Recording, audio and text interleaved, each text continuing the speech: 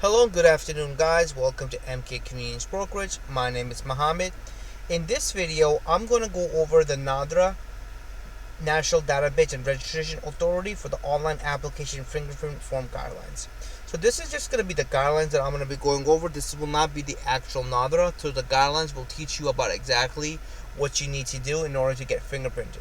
So the Nadra application is one of the applications you have to fill out if you're living abroad in the United States or if you're living in Pakistan.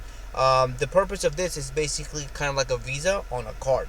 Rather than going to the embassy, you could get the visa on the card, which is going to be the Nadra card or NICOB, as some people call it, and you could use that for basically what's the word I'm looking for, to travel to Pakistan without getting a visa.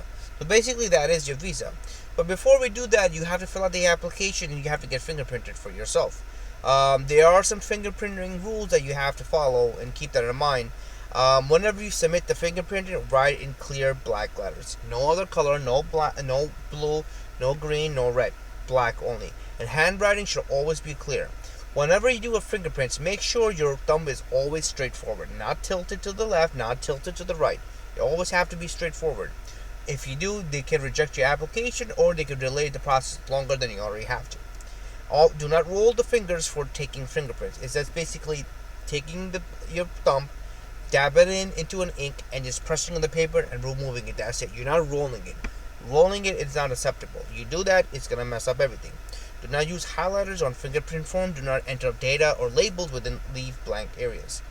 So basically, that's simple. Again, this is a sample of incomplete fingerprint. The whole thumb is not in. This is a stray mark. As you can see, there are some marks over here. This is perfect, as you can see. This is an inverted fingerprint because they did it reversely. They don't need that. This is blurred fingerprints. As you can see, again, this is perfect. If your fingerprint is amputated, you write down amputated. If you don't have anything, guess what? It's called a missing fingerprint. So that means that it's not going to be acceptable. So again, these are some fingerprint guidelines, and you have to do it with all 5 fingers. Make sure the form that you do print out from the Nadra application has your basic pedigree information.